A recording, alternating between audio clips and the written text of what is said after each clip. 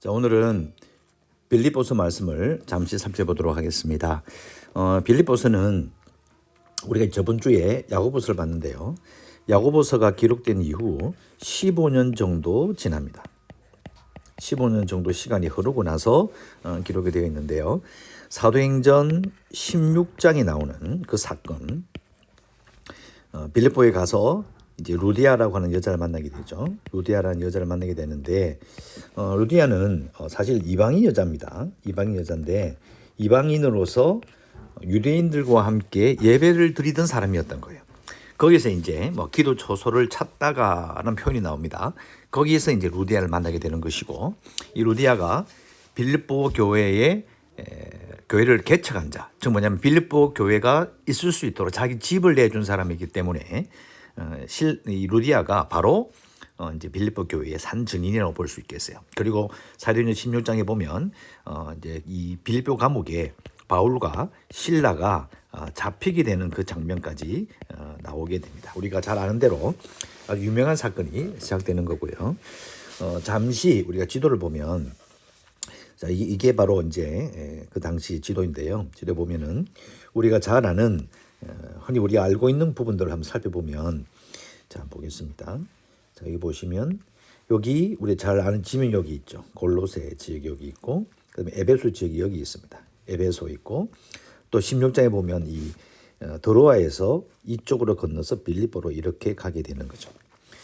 지금 더 자세히 살펴보면 이 빌립보에서 빌립보, 암비볼리, 우리 잘 아는 이 데살로니가, 그리고 저 밑에 보면 여기 아테네가 있고요. 여기 고린도가 있습니다. 제가 지금 이렇게 기록한 모든 것은 사실 이게 흐름이 있어요. 흐름이란 말이 무슨 말이냐면, 이 모든 것을 쉽게 다닐 수 있었던 모든 원동력은 사실은 로마가 자랑하던 이그나티아 길이라고 하는 로마의 길이 있는 겁니다. 그 당시 수준으로는 생각할 수도 없는 엄청난 그런 수준의 도로가 완비됨으로 말미암아 그 길을 따라서 바울은 2차 전도 여행을 갔던 것으로 볼 수가 있는 거예요. 가다가 이제 빌립보에서 문제를 일으키고, 그다음에 이제 계속 전도 여행을 하다가 요 빌립보서를 기록한 당시에는 로마의 감옥에 있었다라고 추정이 됩니다. 물론 이 에베소 감옥에 있었다라고 추정하기도 하는데요. 확실하게 어느 쪽이라고는 딱 단정해서 말을 할 수 없지만 대부분 로마에 있었다라고 보고, 로마에 있었는데 빌립보 교인들이 바울을 계속해서 후원한 것이죠. 후원을 한 것입니다. 물론 이제 에베소가 더 후원하기 쉽지 않았을까라고 생각할 수도 있는데, 아무튼 그런 관계를 가지고 계속해서 있었던 것으로 볼 수 있어요. 그리고 이 빌립보서를 읽으면서 우리가 가장 중요하게 봐야 되는 부분들은, 잘 읽어보시면 아시겠지만은 가장 두드러진 게 뭐냐? 바로 바울이 되게 행복해해요. 바울이 이 빌립보 교인들을 이야기하면서 드러나는 감정이 행복이라는 감정입니다. 그 다음에 드러나는 게 뭐냐면, 빌립보 교인들을 바울은 뭐라고 대할까요? 빌립보 교인들을 자신의 동력자라고 이야기합니다. 같이 복음을 받던 자로 보는 거예요. 그래서 여기서 그냥 자기가 가르쳐야 되고 바로 잡아야 되는 그런 사람들로 보는 것이 아니라 함께 동력한 자로 본다는 것이 정말 중요합니다. 그래서 바울이 그들을 대한 태도나 이런 것들이 차이가 확 나는 것이고요.